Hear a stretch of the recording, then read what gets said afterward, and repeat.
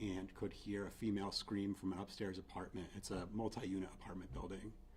She screamed from an upstairs apartment that a male upstairs had a gun. Our officers immediately attempted to enter the apartment building, or did enter a common area of the apartment building. As they were ascending the stairs in the apartment building, they heard one gunshot, followed shortly thereafter by a second gunshot. Our officers attempted to force entry into the apartment itself, and as they were doing so, they were met by a female who was suffering from a gunshot wound to her arm and her chest area. Those officers, several officers, assisted the female, got her out of the apartment into safety, and then began to render first aid to her. Other officers that were on scene at the time entered the apartment, where they located a second gunshot victim. It was a male suffering from a self-inflicted gunshot wound to the head. That male was deceased on scene. The officers then cleared the remainder of the apartment. There was only a dog inside the apartment at the time. The dog is okay. The male was again pronounced deceased, and the female is receiving treatment at a local hospital. She's believed to be in stable condition at this time. It's still a very open and active investigation. We're still relatively early, less than 24 hours into it. But at this time, we believe is that this was a domestic incident between a husband and wife, and that he shot the female. She fled to safety as officers were coming up, and he then shot himself as officers were entering the apartment. If anyone has questions, I'd be happy to answer any questions in regards to the incident. You guys, officers responded from a 911 call? There was a 911 call from a neighbor in the area. What was the nature of that call? Did they hear shouting or previous gunshots? I believe it was for shouting. It sounded to be a fight or a shouting match upstairs. So as officers approached the building, again, this was a building that had multiple units in it. They could hear a female call out from an upstairs apartment that a male upstairs had a gun. Is the woman who screamed the same woman who was hurt? Yes. Okay. And then, have you guys responded to this address before? It's part of the investigation. I don't have that information right now, but we're looking into that right now. Does the deceased man have any prior record? It's another part of the investigation. So that's a lot of those components of the investigation are coming. Detectives are actually working on those right now, and hopefully we'll be able to update you on that as well. And you believe it was a murder-suicide attempt? He shot her with intent to kill, and then shot himself? Yeah, that would be our theory on this, is that he shot her during this altercation, and then as police were entering the apartment, he attempted or did shoot himself, and with a fatal gunshot wound. Sorry, what was the woman saying when she was screaming? A woman called out that a male upstairs had a gun. Do we know the updates on the female victim in terms of health status? So we believe she's in stable condition right now at a local hospital.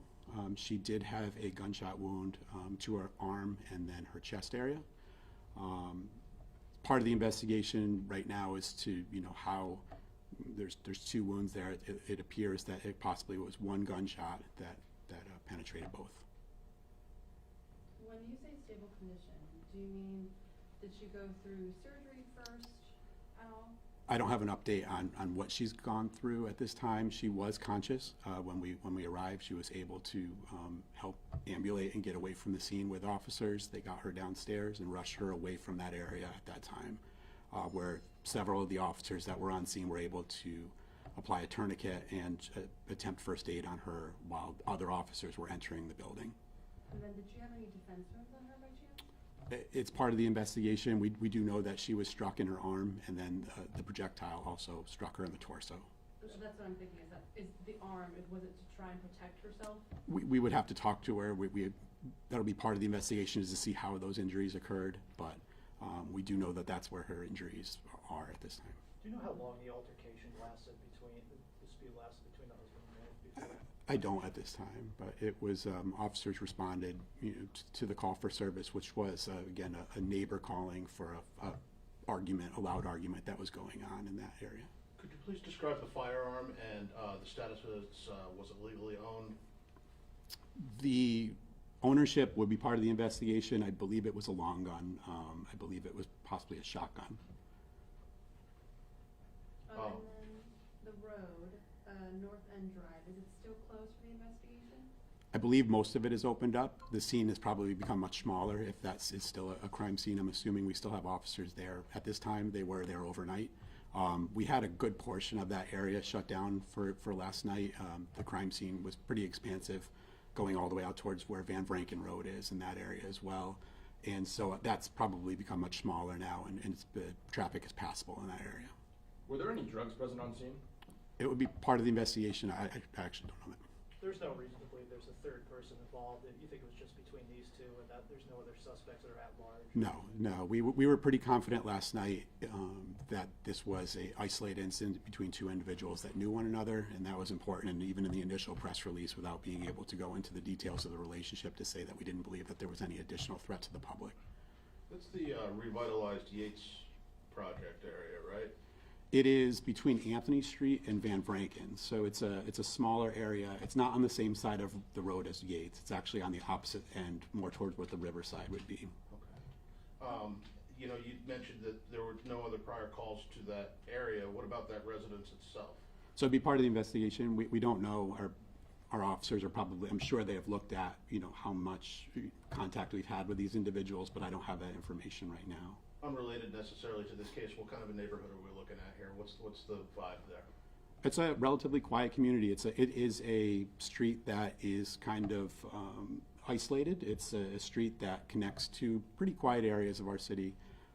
And so it's a relatively new apartment complex there, and a street that was relatively new to us as well. And I had a thought. I think I lost it. Somebody go. I'll think of it. Did you say whether these two had been residents for a while? Those are the types of things, after we've now determined what happened, these are the types of things that we start to look back at to see what the history is there. So I don't have that information right now. Do we know how long the husband and wife were married for? I don't. I'm sorry. Or the age of the victim, do we know that? So the age, we wouldn't be identifying the victim. In this case, we believe the suspect is the deceased, and so we are identifying him. We won't, as standard practice, identify the victim of what appears to be a domestic violence incident. She was in her late 30s, I believe. He was in his 40s. Big difference between 12. Yeah. So I guess now would be a good time, though, for if you wanted to address, like, there's got to be some better way to deal with domestic situations like this, right? It doesn't always have to go like this. Yeah, absolutely. I think this is one of those things that really is something that we would like to stress in these types of incidents. These are very difficult for police officers. We, where you could put more patrols in an area, for example, or where you could kind of target areas that might be more active and have greater police patrols. Oftentimes domestic incidents occur within the household, and so for us to know about what is happening is very difficult from a proactive level. If you're in a domestic violence incident, or if you're in a relationship with domestic violence, there are lots of resources out there.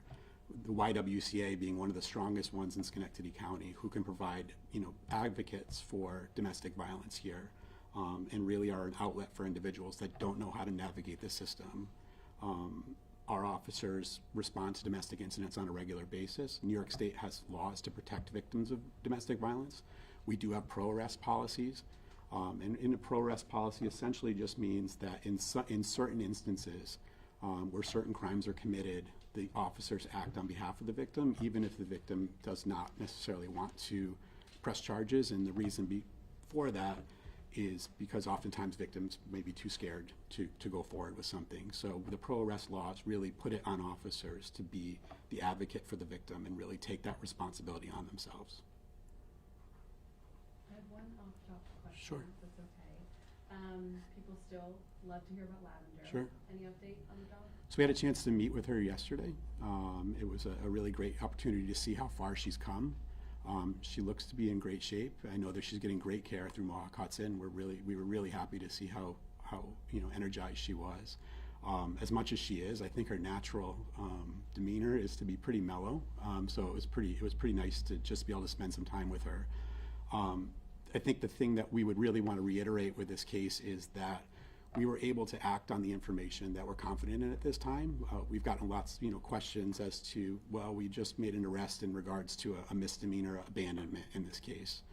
That's what we're confident in through the investigation, but we want to stress the fact that it's an open investigation. We don't believe that we have all the information in regards to how these injuries happen. So we really want to stress to the community that this is very much an open investigation. We're still looking for tips in this case, and they can still be very helpful. We've had an outpouring of support from the community. We've had Mohawk Hudson's had an outpouring of support. So on a positive note, we were really happy to see how well she is doing and how much she's progressed in such a short amount of time with all the help that she's gotten. Of course. What time did you receive the call, and how long did it take for officers to be at the scene? I'd have to look to see. I know officers arrived right around, I believe the call came in around 7:19. It was shortly thereafter, but the exact time frame I could get you. Okay, that'd be great. And then, just to get the timeline correct, she shouted out that the man had a gun, and was she shot after that? So yes, so just to kind of reiterate the timeline for you, as officers arrived, they were outside the address. There was a multi-unit address, so it has common hallways inside. They were making their way to the apartment itself, or to the unit itself that would have the apartment in it. They actually made it into the common hallway and were ascending a staircase in a common area. Okay. And as they were ascending that staircase, the officers themselves heard the first shot. Shortly thereafter, heard the second shot, and then began trying to basically get through the door by kicking through the door. Okay. As they were doing that, the female met them at the door, suffering from the wounds that she had, and she was brought down the stairs and to safety by other officers, behind them. Those officers that were attempting to get in continued into the apartment, and that's where they found the second individual who had a gunshot wound to the face. Okay, thank you. I have an off topic too. Sure. Do you have any updates on the 2 deceased bodies found on April 2nd on Davis Terrace? So we're still waiting for toxicology on that. We have not identified those individuals. We may not identify those individuals depending on what the nature of how they passed away is determined, but we're still waiting for the results of the toxicology, and that could take a little bit of time. Okay, so no cause of death at this time? No, that's going to have to be determined through toxicology. We don't believe that there was any trauma involved in that incident, but we're still waiting to see what toxicology brings back as to, be able to tell us what happened there. You mentioned there's a dog in this case? Yes. Is the dog's okay? The dog is okay in this case. The officers were able, I think, we had an animal control officer come up as well to try to assist on the call, but in the initial moments, I think the officers were able to control the dog and make sure that there was nothing else. There was no, our officers did not fire their weapons. At that point, they were assisting the victim and then located that the individual inside had already died of a self-inflicted gunshot wound. What happened to the dog? Go to the shelter, try and reunite with the family?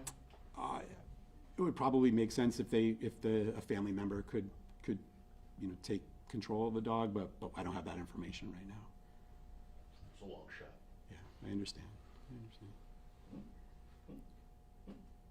If there's anything else, or if you need me to reiterate anything, maybe a little bit better for you, whatever I can do, happy to. I guess there's a hallway or other residents, other apartments, so there's nothing that spilled out into the hallway, or no residents that got in the way of it, or anything? No, in this case, I think the closest thing to that would be that the individual, the female that was shot in the course of this, came outside, and that's where she met officers, where they continued to get her outside of the building and outside into the street where they could begin to render aid to her. And the residents who live in that apartment building still live at their homes during this investigation? I believe so. Again, none of the other apartments were affected by this incident other than kind of what I've explained, so I believe that the other residents are allowed back in there. They wouldn't be within the scene itself. How many officers responded to this? Multiple, although I don't have an exact number. When it's a shots fired call, it's going to bring pretty much every officer that we have available at that time. These officers radioed immediately that a shot was fired as they were going up the stairs. This was a relatively, I say common hallway, but this was not an expansive area. This was a pretty small, hallway and stairs going upstairs. Essentially, when you go up the stairs, there's an apartment on the right and an apartment on the left. And so as they were ascending, they could hear the apartment on the right, the gunshot from. So I would imagine that most officers that were available came to the scene. We also received mutual aid. The sheriff's department came out to immediately help, and likely several other agencies came as well.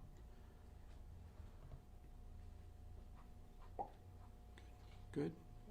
Okay. Thanks. Thank you. Thank you. And you guys have, I don't think I